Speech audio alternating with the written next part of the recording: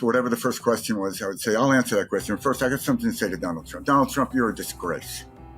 You're a convicted felon. You should not be in the Oval Office, much less elected to the Oval Office. This is not what America's about. Okay, I'll answer the question. Put him on, hit him upside the head from the very beginning. And I wouldn't go into this with, I need to appear presidential.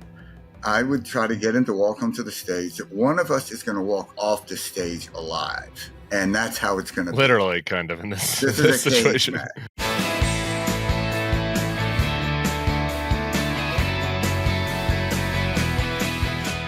Hello and welcome to the Bulwark Podcast. I'm your host, Tim Miller. I'm just delighted to be here with my old pal, Stuart Stevens, former Republican strategist, advisor at the Lincoln Project, author of numerous books, including his latest, The Conspiracy to End America, and my favorite, The Last Season, A Father, Son, and a Lifetime of College Football. We're going to end with college football. But Stu, we have a tendency, the two of us, when we get together, to get a little dour, a little bleak.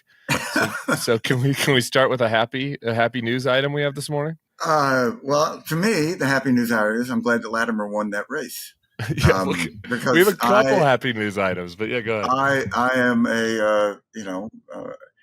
I work for Sharon against Netanyahu, and Sharon beat Netanyahu. I'm not a Netanyahu guy, but I am very much pro-Israeli, and I'm glad to see that happen. So that's good news for me. Yeah, that is good news. And I want to talk a little bit more about that race and some of the primaries here. I'm still in my parents' basement for people watching on YouTube. So we had some interesting primaries here in Colorado as well. I want to get to those. But first, our buddy, Bulwark contributor, Adam Kinzinger. We had an awesome little town hall last night with him for Bulwark founders. So if you want to be a founder, you can go to thebulwark.com and click on the thing at the top of the screen there. And me and Kinzinger kind of got a little teary-eyed talking about John McCain and Jesus and stuff. It was personal. But anyway, he made some news this morning, and I want us to listen to it together. I'm Adam Kinzinger, and I'm a proud conservative. I always have been. As a proud conservative, I've always put democracy and our Constitution above all else. And it's because of my unwavering support for democracy that today, as a proud conservative, I'm endorsing Joe Biden for re-election. My entire life has been guided by the conviction that America is a beacon of freedom, liberty, and democracy. So while I certainly don't agree with President Biden on everything, and I never thought I'd be endorsing a Democrat for president, I know that he will always protect the very thing that makes America the best country in the world, our democracy. Donald Trump poses a direct threat to every fundamental American value. He doesn't care about our country. He doesn't care about you. He only cares about himself. And he'll hurt anyone or anything in pursuit of power. We saw that when he tried to overturn an election that he knew he lost in 2020. He attacked the foundation of this nation, encouraging a violent mob of his supporters to march on the Capitol to prevent the peaceful transition of power. Now he's become even more dangerous. He's called for termination of the Constitution. He wants to be a dictator on day one. He actually said that. And he's continuing to stoke the flames of political violence. There's too much at stake to sit on the sidelines. So to every American of every political party, and those of none, I say now is not the time to watch quietly as Donald Trump threatens the future of America. Now's the time to unite behind Joe Biden and show Donald Trump off the stage once and for all. Thoughts, Stuart? Listen, I think that's what everybody who has said all this stuff about Donald Trump has to do. They have to endorse Joe Biden. Chris Christie has to endorse Joe Biden. I hope that Mitt Romney endorses Joe Biden. I think it's just a logical choice. It doesn't really have anything to do about Biden, except that he is an alternative to Donald Trump and is in the American political mainstream. Why do you think there's been so few? I mean, I guess for people who don't know, you were Romney's top advisor. So on 2012, that's when we met. And so I guess I should at least note that. So maybe there's some sensitivities there. But all these guys, I mean, you just named two of them, but there's a long list of people. What do you think is the whole all the Trump cabinet officials we could start naming? Esper and Mattis and McMaster and Kelly. And maybe this is all coming, and they're trying to time the news cycle. But why do you think Kinzinger and Jeff Duncan in Georgia down there are so lonely on this pretty obvious endorsement? Yeah, Jeff Duncan. Give a shout out to the former lieutenant governor of Georgia. I worked for Johnny Isakson, the senator there, who sadly died a few years ago. And Jeff was always one of these guys coming up who's clearly going to be a superstar. And he's someone who really has put his career on the line. Yeah. I mean, this guy could have been may still be governor of Georgia, but I mean, it was a real sacrifice for this guy. As a young family, put it out there. Compare that right to Mitch McConnell. I'm just glad you mentioned the young thing, right? That's why Jeff Duncan does deserve some credit. He was on the come up. A lot of these old farts that are just their next step is retirement, and that don't have the courage that Jeff Duncan did. But anyway, go ahead. Why? What's the hold up here? I have no idea. I think that the problem with the unimaginable is it's hard to imagine. So maybe that's part of it, that we can't really believe that Trump is going to do these things. But that seems foolish given the fact that he did do what he said he was going to do before, or tried to do. I don't understand it. You know, I just keep going back to my standard line that I'll never ask myself when 1930s Germany happened again. You're still talking to some folks in that world, though. I know. I mean, right? I mean, you've got tons of former business partners and candidates. Like, what do they say to you? Like, what do you actually hear? So I'll make an argument. An argument is the future of the Republican Party is important because we need a center-right party in America. Sure. If you go out and endorse Joe Biden, you have negated any future impact you may have within the party. So the day after, you will not be have any chance of being an effective persuader of where the party should go. I feel a lot better about that if you knew that Trump was going to lose. If there was a day after, if we were sure there was a day after. If there was. Yeah. We were certain there was a day after. I like that you make that point because it is a good argument. My pushback to people that make that argument is always, well, are you 100% sure there's a day after? Because if you're only 98% sure, then like... Yeah. In 2016, I went out in about this time, actually, and tried to some prominent Republican conservatives in key states and tried to get them to run as favored sons just to peel off the vote from Trump. And I can say I had 100% failure rate. And it was like this. Look, Stuart, if we, the establishment, put our thumbs on the scale, when Trump loses, it's not going to be because he had terrible ideas, not because he's a racist, not because of the alt-right. It'll be because we rigged the elections. And we just have to let him lose and then rebuild. And I'm like, okay, great. But what if he doesn't lose? What if he wins? And they're like, he's going to, and I probably wasn't very good at arguing the other because I didn't think he would win. But I'm not going to do that again. It's funny you brought this up because it was where I was going next 8 years ago. I don't know if you're going to remember this, but I went and found this story. Ryan Lizza wrote a story about this very question. And I went and found the date. It was June 13th, 2016 in the New Yorker. And the story was about kind of what these people that spoke out against Trump during the Republican primary that year are going to do. And he went and talked to all of the Republican elected officials and strategists who had spoken out and was trying to figure out, are you going to be for Hillary? Or are you going to be for somebody else? Or are you going to suck it up and vote for Trump?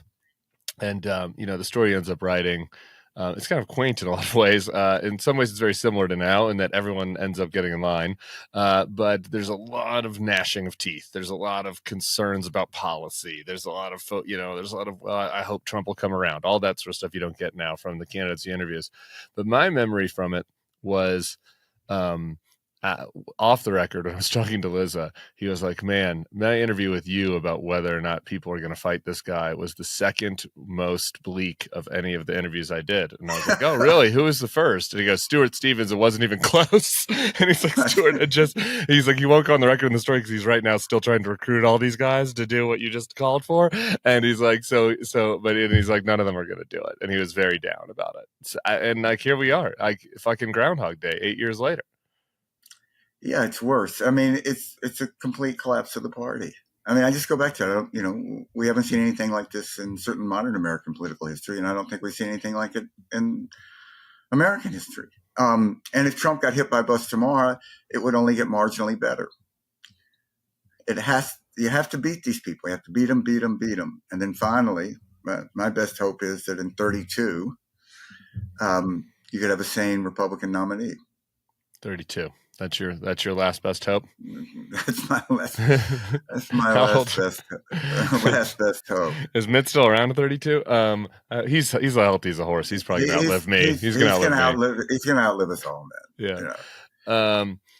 I agree with that, and it's because like it is the Trump stuff is. There's some things that are unique about Trump. I do think that if Trump went away tomorrow, we got the hamburger from heaven, we would probably be safe on the conspiracy to end America side, which is your book, which I want to get into. Right, I do agree with that. That like there'd be a lot of really cruel, bigoted, nationalist, hateful, un-American ideology still in the party, but like the compulsion to end elections probably goes away with Trump. Do you agree with that, or do you think it's deeper than that? I think it's deeper than that. I mean, I think what is the intellectual framework of the Republican Party now? I mean, is it not still the Heritage Foundation? And what does the Heritage Foundation want to do? You know, they basically want to end democracy. So, who are the superstars? You know, who are the emergents, and who would be a positive voice for that? J.D. Vance? I don't think so. That's what gets me. Like, who's out there in a party that doesn't have a room for Cheney? I think it's an extremist movement, not a political party anymore. And the history of extremist movements is they only get more extreme until they burn themselves out. There wasn't like a moderate element of the Red Guard that emerged that reformed it.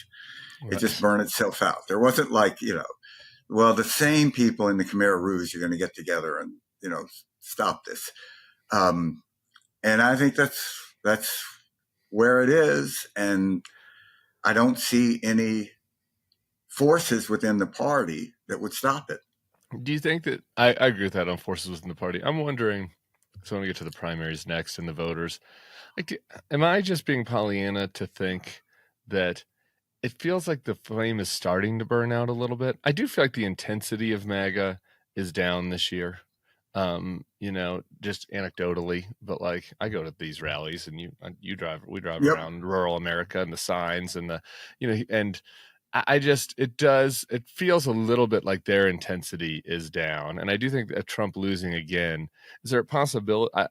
Part of the reason why this was able to persist was the big lie, right? I mean, the main reason why this was able to persist was the big lie, right? Because Trump didn't become a loser because he didn't lose, right? He got cheated. He really won. How many times can you play that game? Don't. I mean, some of these people go along forever, but isn't there some percentage of the MAGA crowd that starts to be like, all right, buddy, that's enough? I think the decline in enthusiasm is just because Trump's act is getting old.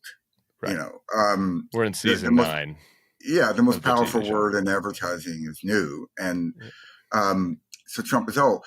I think that only sets the stage for someone new, like a J.D. Vance, who would come out and be like pass the torch to a new generation of it. So, look, I think you have to defeat the Senate candidates who go out there and try to have it both ways, like McCormick in Pennsylvania. He needs to lose. I think he's the worst. Payne is the only teacher. I just don't see any center of gravity in the party that could emerge and assert itself. I mean, all these people I helped elect just collapsed. I never thought I'd see it happen, but they did. Oh, not Mitt. Mitt. No, Mitt stayed. Everybody except one that you elected. And I worked with Liz very closely in debate prep for her dad. Okay. And, I wrote a book about the Bush campaign, The Big Enchilada, and I actually predicted in that book that Liz would run for president. She was that impressive. Yeah. I was kind of joking, but not really. This is 04. This is 04 VP debate prep. 2000 debate prep. 2000 VP debate prep. Which she ran. And let me tell you, she did an amazing job. Shockingly, there were a lot of people around Dick Cheney in 2000 who really thought a lot of themselves. Yeah. And she had this deft way of dealing with them, like explaining to Paul Wolfowitz, Paul, there's really not a foreign policy angle to welfare reform. It's really not. Thank you very much. Do you look back on that debate prep and think that maybe there were some hubristic signs that might have foretold some of the mistakes that might come in the in that foreign policy regime? It's amazing when you go back and look at those debates. The number one topic was what to do with the surplus. And yep. It Is was that right? the 2000 debate? Yes, you go back. That was the first question in the Bush-Gore debate. And the word terrorism was never mentioned in 4 debates. The 3 presidentials and the 1 vice president. It never came up. Sure. Was there any discussion of the sack of the Capitol or overthrow of democracy? There was no 1812 references. No. Okay. So it was. You go back and look at it, it's like artifacts from a lost civilization. The same if you go back and you read Michael Gerson's beautiful speech that he wrote for Bush's acceptance in the 2000 convention. You read that and you go like, oh man, this guy couldn't get 5% of the party right now. This is a loser. All this optimism, humility, charity. Oh man, that guy is just, he's going to get killed. Do you think Dick Cheney will support Joe Biden? Does Dick Cheney want Joe Biden? Does Joe Biden want Dick Cheney to support? Yeah, I mean, sure. I'd be shocked if he hadn't already done it. In my fantasy world, I'd like to put together a road show of Liz Cheney, Mitt Romney, Chris Christie, and have them go around.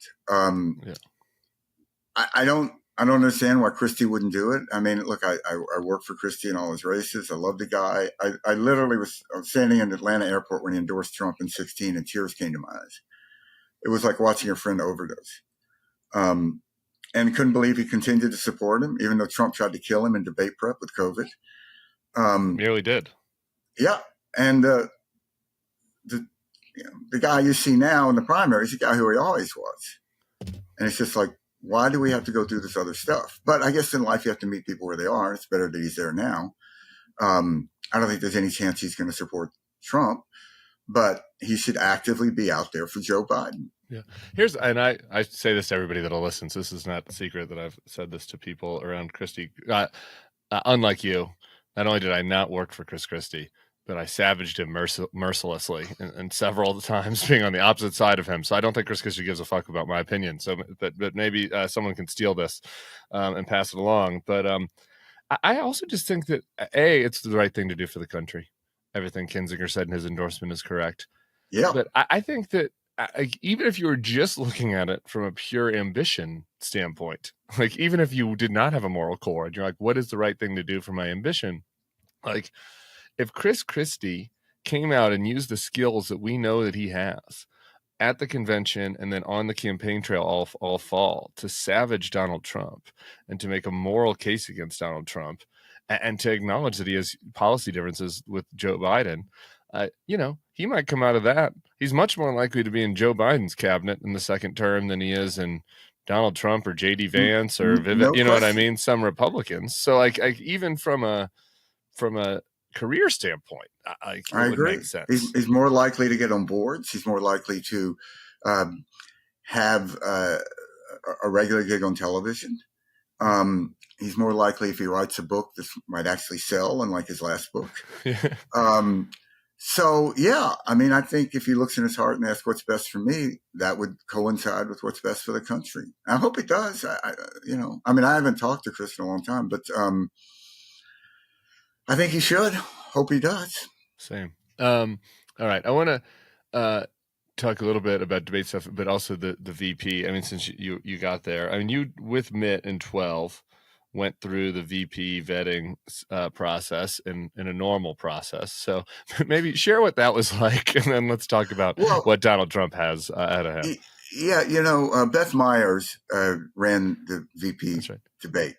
VP vetting. And it was extraordinarily discreet, extraordinarily buttoned down. It was just unspoken that you didn't ask about it. Yeah. My one experience in this is in 2000, when Bush was looking for a running mate. He and I and Mark McKinnon, we were out in Crawford in the summer. So it was like 120 degrees. And we were running, and we were there for a debate prep. And I wanted to push Tom Ridge. Great as American. his running mate. Yes. So I said to him, as we're jogging along there, dying, I said, "So, Governor, would it be appropriate if I talked to you about who's going to be vice president?" And he looks at me and says, "Why the fuck would I care what you think?" which Mark McKinnon fell down laughing. And later he said to me, he goes, "Look, Stevens, let me give you some advice, man. When a guy's getting married, wait until he asks you what you think of the chick before you tell him." That's not bad advice, man. That's not bad advice. That's only bad. That's only good advice, though, if the spouse is not toxic, or if you know some secrets about the spouse. I don't know, but so in the Romney case, he never came to me and said, "Who do you think I should select as vice president?" I think he looked at it very much as who he would like to serve as president with and have a vice president. Yeah. I think he looked at it in a very non-political way. And there's a lot of data to back that up, that it doesn't matter who's vice president. So you might as well do that. He picked Paul Ryan. That's who he wanted. And that was it. I mean, it was all done incredibly in a dignified way. He didn't have this roadshow of dragging people in and out. Yeah. I was in the room when he called the people who had been named, who weren't going to be, and he was incredibly thankful and respectful. Those were sane times. What's your handicapping of what? I mean, God forbid we have to get inside this guy's brain, but what do you think? Yeah, I listen. Or does it even matter? Maybe it doesn't matter. I would suspect. My track record of being right on Trump is pretty short, but I would not be surprised if of these three names that are being floated out there, that his choice isn't going to be among those three. Yeah. The one, I think, God forbid, give advice to help Trump, but I mean, I think J.D. Vance would help him the most. Really? Why do you say that? Because I would have thought Marco. I think J.D. Vance is a bigger figure than Marco. Smaller ears. Marco's just such a shattered human being. Yeah. And there wasn't much there to shatter to begin with. So Vance is smarter. He is more articulate. He will say anything, and is more desperate. There's some weird internal dynamic inside J.D. Vance that makes him such a desperate, despicable figure, and that's all very useful to Trump. And Ohio doesn't hurt. I doubt he'll pick Vance because he's a lot smarter than him. And the one test here is someone going to write an article that the ticket should have been reversed. Mm-hmm. And whoever would qualify to be written about like that will never be Donald Trump's running mate. Yeah, there's a related thing to that. And, again, who knows what possibly gets inside his lizard brain at the last second to make him make a decision. So maybe he does this anyway. But to me, the question is, who will go along with my attempt to stay in power if necessary in 2028 is number one. And who can I be sure will not try to kick me off the stage at the last minute? And I worry a little bit about Vance and Rubio on both those points, which is kind of why I'm like, you don't pick either of them, because it's like you get into 2027, you get into winter of it's Christmas 2020, and it's like, all right, it's me, I'm next, right? And then you start to not give Trump the cover that he needs. He needs somebody to give him cover no matter what. Maybe he'll pick Vivek Ramaswamy. Vivek would do that. Vivek would do whatever. I think Vivek got a little too weird with the 9/11 conspiracy theory. Trump is like one of these guys who has a drinking problem. That's like, if you have one more drink a night than me, then you got a problem. And it's like Trump's like, I'm the outer edge of crazy that is acceptable. Like if you go a little bit over the line from me, that's too crazy. And I think Vivek might have stepped over the line. What about the debate side of things? I guess you never debate prepped against Trump, but you've done several debate preps. So what would be your advice if Ron Klain called you after listening to this podcast, which I'm sure he's doing because they're not busy at all at Camp David right now? Yeah, they're just hanging around. My theory of debate prep is that you have to go in with a very specific strategy, and you have to go through a process and outline what your goals are. And there should be 2 to 4 goals that you're going to try to accomplish in that debate. And devise a strategy to get those points out. And if you do that, it greatly reduces the chances that the debate will be a disaster. The other rule is the most aggressive candidate usually wins the debate. There's a couple of exceptions, but mostly. If I was advising the president, I would have him attack from the get-go.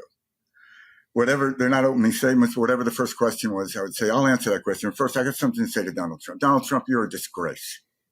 You're a convicted felon. You should not be in the Oval Office, much less elected to the Oval Office. This is not what America's about. Okay, I'll answer the question. Put him on, hit him upside the head from the very beginning. And I wouldn't go into this with I need to appear presidential.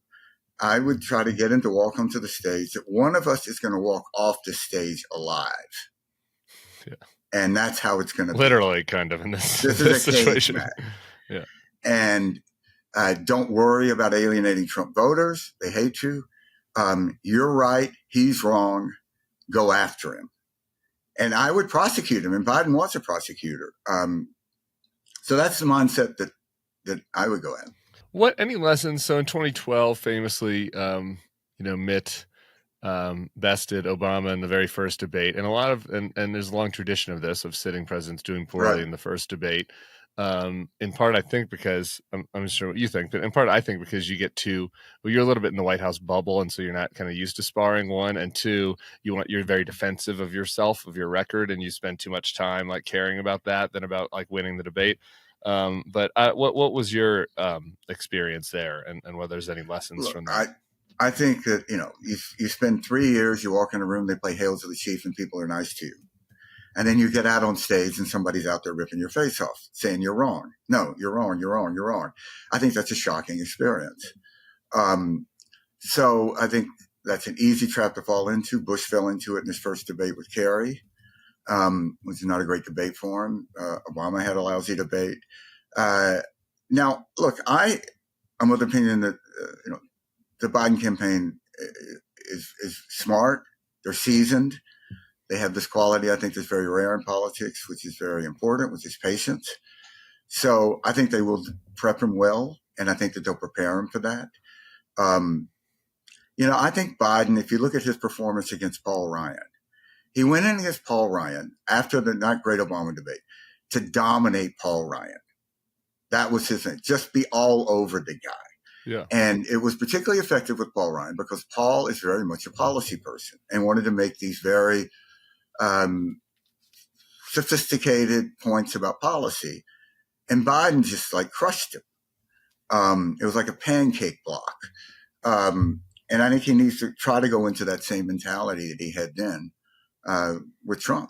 That was probably the most effusive praise of Joe Biden's campaign team that we've heard on this podcast or anywhere. So talk a little bit more about that. And I think that there's a lot of consternation that they're too patient. That it's too patient to the point of we want people with a bloody shirt in their teeth, and they're not giving it to us. First, let's go back to 20. They defeated an incumbent president. So just a little nerd moment here. So. After Watergate, we instigate federal funding for nominees. So both nominees got the same amount of money for the general election. Literally, when you gave your acceptance speech, you walked off stage. There was somebody there from the Treasury Department. They'd have a check. It was around $82 million. Not literally. There was literally. Yes. Literally we were always there was literally a Treasury Department person at the convention. Oh. Yes, and we were always can you wire this? No, we do checks. And then, you charter a plane to fly to have it deposited the next morning.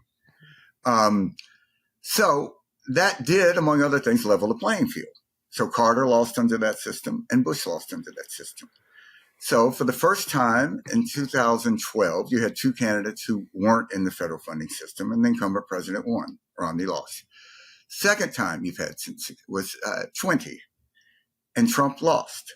So it's a fair question to ask, when is the last time an incumbent president lost who was not in the federal funding system? And the answer to that is Herbert Hoover. And he had a bad year.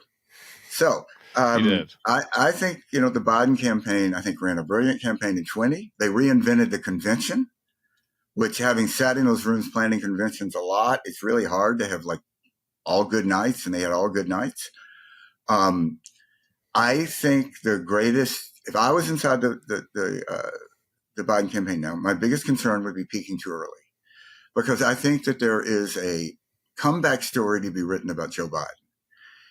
But if he goes up and then he comes back down, that's a harder, second comeback is a harder story to write. Mm-hmm. So I would have this on a glide path so that you don't think you're going to be ahead until the convention. And then after the convention, you just pour it on. The June 27th debate makes that a little tougher. It does. It does. It's a very interesting choice. I wasn't in the room when they decided it. As to why they went for it. Yeah. I mean, on one hand, you could say, okay, if it's a disaster, it gives you time to recover. Yeah. On the other, it's sort of a wake-up call for your candidate to get in a campaign mode. Yeah. Which is always a question. If you go back to Bush versus Clinton, it was always, he was going to be, he wanted to be president. Yeah. And these guys do have day jobs. I know it's just Poppy Bush, just cared too much about governing. That was the problem in those days. And couldn't imagine losing to Bill Clinton. Yeah, that's true. Maybe a little hubris. Yeah. So I think the Biden campaign is doing a good job. You have to be inside these campaigns to know what they're really like. And I'm not inside that campaign. I don't know what it's really like. But I think that they know how to run a campaign. I think there is a logic to their campaign. And I don't see how Trump is adding voters. So if you just go back to the base level, right? Trump lost by 7 million voters. He needs new customers. What is he doing to get new customers? How many Biden 20, Trump 24 voters are there? I don't think a lot. I'm worried about working class men. Well, being that voter. Look, I mean, Trump's best group are non-college educated white men. Yeah. So that used to be 60% of the electorate. Yeah. Now it's 39% and declining. Yeah. So here's a stat that always blows my mind. 1980, Ronald Reagan wins the sweeping landslide with 55% of the white vote. 2008, John McCain loses a not particularly close race with 58% of the white vote. Yeah. And that, to me, is sort of says it all. Yeah.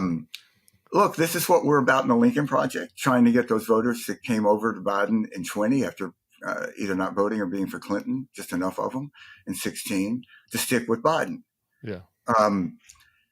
I think one of my frustrations with the Democratic Party is I don't understand why they're not out there calling Joe Biden a great president. I wrote a piece about this. I was going to ask you about this. Here it is. I'm just going to read it because I have the quote right here. A plea to my Democratic friends. It's time to start calling Joe Biden a great president, not a good one, not a better choice than Trump. Biden's a historically great president. Say it with passion, backed by the conviction that it's true. I may have a different take, but explain that. Go ahead. Well, I mean, look, what is it that's bothering people the most about Biden? Is it the record stock market or the record low unemployment? He saved the world by putting together this coalition to oppose Russia. You have record achievements like the Infrastructure Act. If you had been a baby born the first week that Republicans had an infrastructure week, you'd be almost entering the first grade before Democrats passed it. Largest public works project in history. You have real achievements that affect people's lives, like insulin now, inhalers. This is like real stuff. Student loan stuff is important to people who have student loans. There's like tangible, good stuff. And what always gets me, Tim, say, imagine working in the Biden White House in congressional liaison. Yeah. And we've all had friends that did it. So you go over in the Hill and you walk into a Republican's office. Now you're used to like, okay, I hate your guy. I think he's wrong. You go, I get it. But look, let's try to work something out. You walk into that office now and they don't think you're working for a legal president. How do you begin a conversation? You say, okay, I know. Look, I know you think my guy stole the White House, but what about that Infrastructure Act, baby? So, I mean, I think it's part of the problem with polling. If I was doing polling, which I kind of am, I would have a screener. Do you think Joe Biden's a legally elected president? If you say no, I would just continue the poll. What possible good is there in right, polling these people? That person.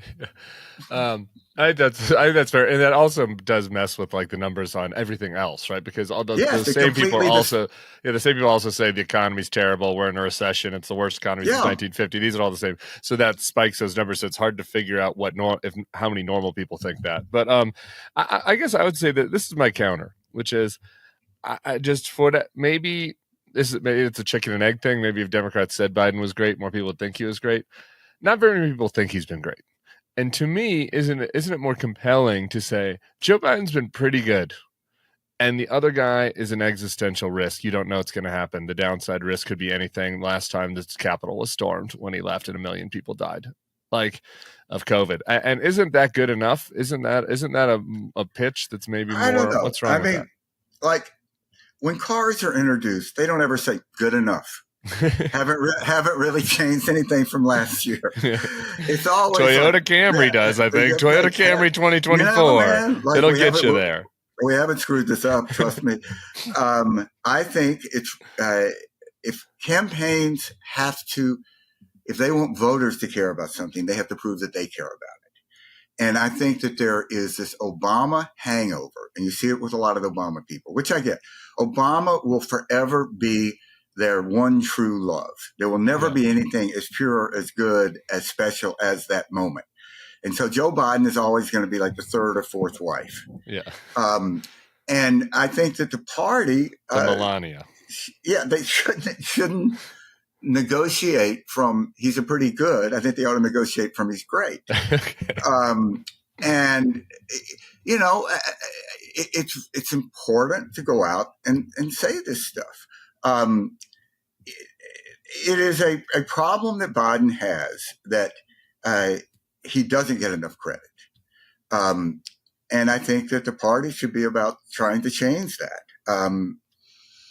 And is everybody going to agree? No, but I think you have to begin somewhere. And if nobody's saying it, then Lord, I mean, where does that put you? It's compelling, which I don't know. We can continue to hash it out. And things probably differ for different people, right? And different groups have different obligations. And the DNC probably should be listening to Stuart Stevens and Adam Kinzinger and, God willing, Liz Cheney and Mitt Romney and Chris Christie maybe should be listening to me because it gives them a little bit more credibility to be nuanced in the question. Before I lose you, I want to do the primaries in Latimer and Ole Miss football. So for people that aren't following this that closely, here's why I think this is really important to talk about two primaries that happened last night. And I wrote about it for Morning Shots, if this wets your whistle. But Jamal Bowman, who is a member of the squad and really one of the worst members of the squad, ASC's been pretty responsible, frankly. I just want to say, been pretty darn good on the Israel issue and just across the board working with Joe Biden. Jamal Bowman didn't vote for infrastructure. Jamal Bowman denied that Hamas committed rapes on 10/7. He dabbled in 9/11 conspiracies. I mean, he pulled the fire alarm and pretended like he thought it was the door handle. He's an idiot. And he gets primaried by a center-left, probably too conservative for the district, frankly, county executive George Latimer in New York. Across the country, in Colorado, where I am right now, Lauren Bobhert, after trying to tug on somebody's hog inside Beetlejuice the Musical, changes districts to run in Congressional District 4, and the Republicans cannot field a candidate to come within 30 points of her. They have a broad field, some of them normal, some of them crazy, all of them get crushed. And to me, this is, and similarly, I should mention, in South Carolina, the 3 Republican women who showed a little bit of courage, rare Republican courage, to speak out against their draconian abortion bill. And they're not pro-choice. They were just like, we need reasonable restrictions. All 3 of them were defeated in primaries by crazy people, crazy MAGA people. What does this tell you about the parties, right? It's that the voters in the Democratic side are holding their crazy people accountable, and the voters on the Republican side are not, and are doing the opposite. And I think that's like a really important contrast that a lot of centrists and a lot of contrarian centrist guys and stuff, like when they're like, I'm really worried about the squad, I feel like they miss that. And I think it's an important contrast last night. But, I think that's a really good point. Parties in our system should have a circuit breaker function. And the Republican Party never pulled a circuit breaker on Trump. And, for those of us that spent decades pointing out flaws in the Democratic Party, there's a little bit of hubris to come out and sadness to say they are the only pro-democracy political party in America. Yeah. So the rest of the stuff doesn't matter. I go back, Joe Trippy's involved in the Lincoln Project too. And Joe and I used to go against each other. If you go back and look at what we used to make ads about, it was like, should the capital gains tax be 34 or 28%? I mean, it's like arguing about your cholesterol count in the night Medicare fight. Prices, Yeah, I mean, prescription drug too expensive. It's just, that's the way politics should be. But now, none of that matters. And I think there is a much saner center element to the Democratic Party than there is to the Republican Party, which goes to my point, the Republican Party is an extremist movement. Yeah. An extremist win. I mean, there's only one example. I think because it gets in the mindsets of the actual normal Congress people, and not to give any excuses to the Brian Fitzpatricks or the, all of your old friends that you elected or in the Senate, but like these guys get in their head that they can't compromise with the Democrats. They can't break from Trump or else they'll get primaried, right? And so it impacts their behavior. Now, it shouldn't. They should have a spine, but it does. And on the Democratic side, like that's not the case. Like there's no examples of Democrats getting primaried and losing because they cut a deal with Republicans on immigration or, it's the opposite. Right, like they now can. Those members are like, okay, well, if I dabble too much in this pro-Hamas stuff, maybe I'll get challenged. Like that's how this shit should work. That's how this shit should work. I couldn't agree more. I would have been out there making ads with AIPAC. It would have been a good client too. They spent like $14 million. Are you still doing ads? I thought you were retired. No, Lincoln Project. But only the Lincoln Project. You're not taking on clients. All right, you never know. We got people. No, but if you run, Tim, I'm open to it. I'm not running for anything. For your race. Okay. You're obviously, I appreciate that you listen to the podcast sometimes because I hear from you, but if you listened every day, you'd know that my career is over. And so I'm with you though. I say that to my friends who are more responsible. I'll do favors for friends, but I'm retired. All right. Let's do a little football. The book that you wrote is just so beautiful, man. I've given it to a couple of my Ole Miss friends as gifts. It's about you and your dad going to every football game for Ole Miss in 1 year. And this might be the best Ole Miss season in memory, potentially. Am I jinxing you right now? It's either going to be the best or the worst, because they have assembled arguably the most talented team in football. It's very interesting. But Ole Miss really got the whole NIL thing right. They went out and they brought a guy to run it, who's an Ole Miss football player graduate who was a top CAA sports agent, and he's done an amazing job putting this together. And they didn't try to pretend that this wasn't the free market. They embraced it was the free market, that this is free agency. Yeah. And they went out and they bought a great team. Incredible depth. I think it must be very weird to be in a locker room now where, you've been there 3 years waiting your time to start, and then they bring in somebody else and, first day of practice, they show up in a Lamborghini. Yeah. That's literally happening. Look at the parking lots now. Yeah. They're extraordinary. But deserved, right? Deserved. They're the ones you're paying for the tickets. Shouldn't they be getting the money, not the boosters? I am all for it. I'm all for it. Though, weird, though. I think Charlie Baker, my old friend and client, is going to bring some order to that.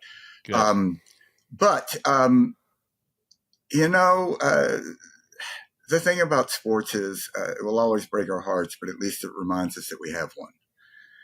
And I would love nothing more than Ole Miss to have this perfect magic season. It's possible, but I stand ready to have my heart broken. Is it all? Are you still able to have the joy and the pain, or is it is the politics of it and the fucking Ole Miss people being MAGA and your dad being gone? Like, is there any melancholy? No. I have zero melancholy about this.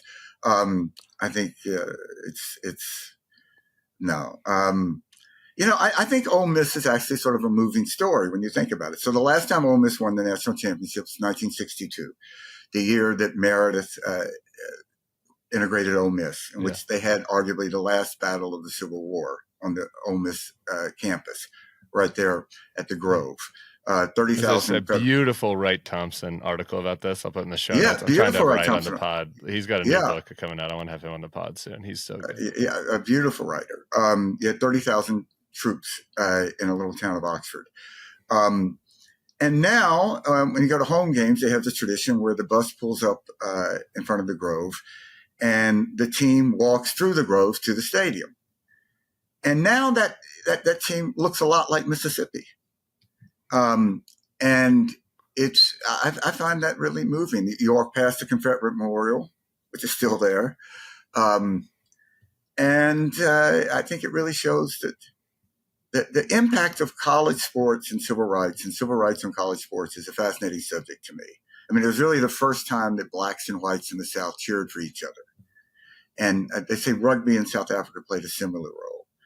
And, it's a fascinating story. Well, I worked for Lynn Swan when he ran for governor of Pennsylvania. And he said, I was like the second generation of black athletes to be recruited. And for me, look, I grew up around Oakland. I took ballet lessons. It was not a big deal. I was famous when I was 14. But these other guys, he says, I'm really interested in these other guys. So if you go back to like the first black players that Alabama recruited, somebody realized pretty soon, like, we should get some black females, because otherwise it's going to be kind of obvious. They're going to be going out with white sorority girls. So, you start out wanting like a running back, you end up with, a black sorority. Sort of the law of unintended consequences.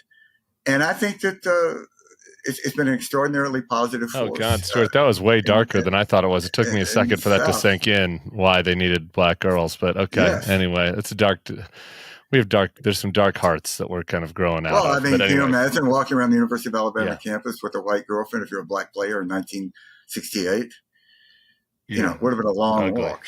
There's a fascinating book called Rising Tide. There's a lot of books called Rising Tide. But there's called Rising Tide that analyzes the impact of Joe Namath on the University of Alabama's racial segregation history. And its premise, and it makes a lot of sense to me, is Joe Namath came from this small integrated steel mill town. He was the coolest guy on campus by far. It was not cool to be racist around Joe Namath. And that had a ripple effect throughout the campus.